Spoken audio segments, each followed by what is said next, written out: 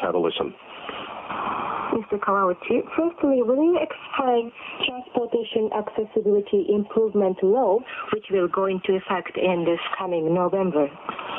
Yes, it covers almost all public transportation except taxi cab. The law requires different roles to public transportation operators and local governments. Talking about public transportation operators, they need to make their facilities accessible if it is newly constructed or if it has major renovation. And when the public transportation operators try to buy new trains, new cars, or new airplanes like that, they need to make those vehicles accessible. And talking about the existing facilities, public transportation operators need to make effort to make their facilities accessible. Local governments like cities or towns can designate improvement priority area that include public transportation facilities as a core and also include a hospital, healthcare center, and so on. That is essential for people who are old and people with disabilities. And the public transportation facility and the significant road in this area has to be made accessible, even if it has been existing. I see. So in this law, you mean this, when public transportation operators make renovation, they have to meet the accessibility standards, but about existing ones, there is no obligation but required to make efforts by themselves. Yes, making effort is a key word of our law. That allows excuse for them to say, like, although we made an effort, we couldn't do that. So it's a very, very loose requirement. I see. And now, what is the background that this law was proposed and consequently approved by the Diet? Could you tell us about the situation of society in Japan concerning this legislation? Okay, our society is facing a very serious issue. That is a rapid increase of elderly populations. And so far, our policy was to put those people into institutions that is segregated from society. But our society no longer can continue this kind of policy because that is not ensure the quality of life. Exactly. Yeah. So as a pressure from society, we needed to change the attitude toward those people, and we needed to start to allow those people to spend their life in regular community. I see. I can see that such demands are increasing from the people. And these days I can find that many stations, they are renovating facilities and installing elevators and escalators. I guess that's because this law is going to be effective in this November. Now, about transportation accessibility improvement law, which part of this law do you appreciate as promoting convenience and safety for people with disabilities? Okay, so far we did not have such kind of law that mentions accessibility. So I can appreciate this law as a first step. So it's, I would say, beginning of beginning. And then one more thing I can appreciate is the issue of administration. So far, our administration system is a so-called vertical system. Each section is independent, and there are very poor exchange among each sections. But this law has been established by the coalition of Ministry of Transport, Ministry of Construction, Ministry of Home Affairs, and National Police Agency. So this kind of coalition is the thing I would like to appreciate. So there's such a process in the legislation of this law. But when you look at the whole aspects of this law, which part of this law do you think that should be improved in future? Actually, this law has no procedure for consumers to file complaint. That means this law did not think the current situation that does not allow people who are old or people with disabilities to use the public transportation system as a discrimination. So this law did not declare that it is a human right for those people to use the public transportation system. And the English title of this law is Transportation Accessibility Improvement Law, but this is not a correct translation from Japanese name. Japanese title says this law covers people who are old and people with physical disabilities.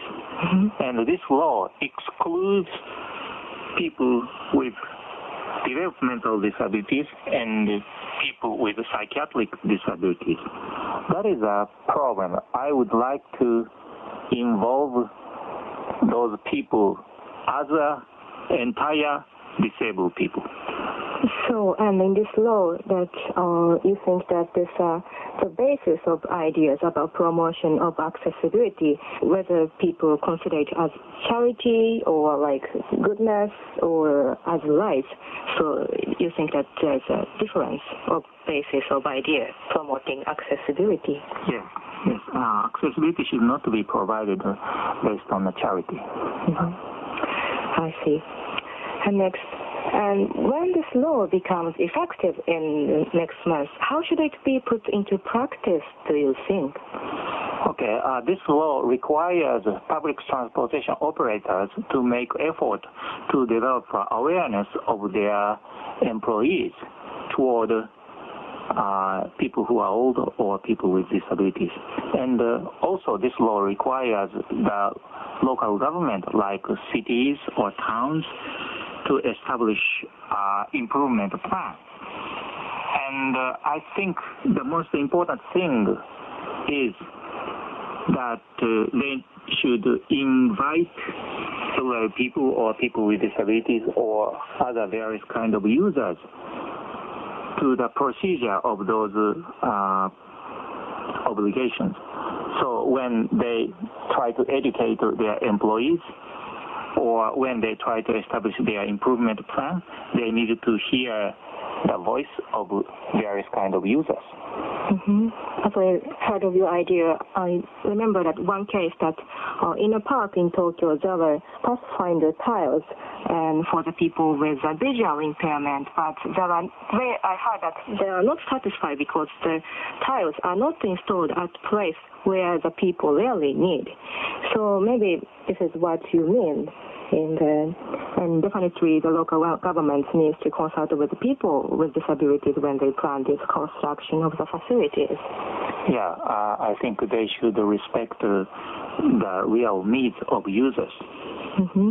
And now could you tell us the type of society that Japan should aim at establishing in future for people with disabilities and also for the elderly people? Okay, so far those people who are not able to use public transportation system, because of that, they were not able to participate in society. And because of this fact, those people has been regarded as the weak or as the object of charity or social welfare. But it is not a correct understanding toward those people. Our society needs to understand that if the accessibility of society is improved, those people can participate in society. So our society should declare that allowing those people to participate in our society should be regarded as a human right. And our society also needs to understand that those people should be treated as a people who has dignity, like other people have. Secretary. And about this participation of those with disabilities in society, I heard that the number of disabled people who are seeking jobs reached a record high recently. So the infrastructure of the society needs to be more and more accessible and usable for those people who are eager to work, I think. Yeah, of course, the environmental effect to allow those people to start work. Right. And lastly, what do you expect to happen or to change in Japanese society by the operation of Transportation Accessibility Improvement Law?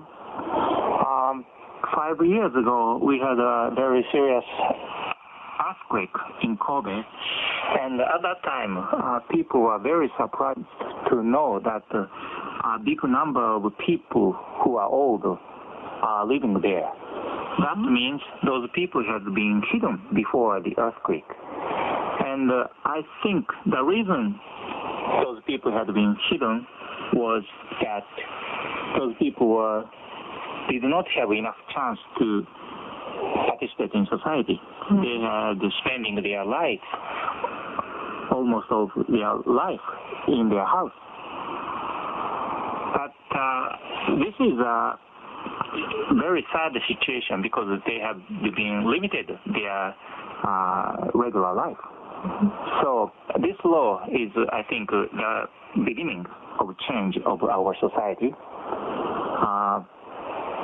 I would like to ask the society to understand that people who are old or people with disabilities also living in the same society as a member of our society. So I really hope this law will establish the recognition that people with disabilities and elderly have the right to live convenient, safe life as a member of the community. Thank you very much for telling us your ideas on this law. No problem. My pleasure. That was Mr. Yoshihiko Kawauchi from Japan USA Disability Association, interviewed by Eriko Arita.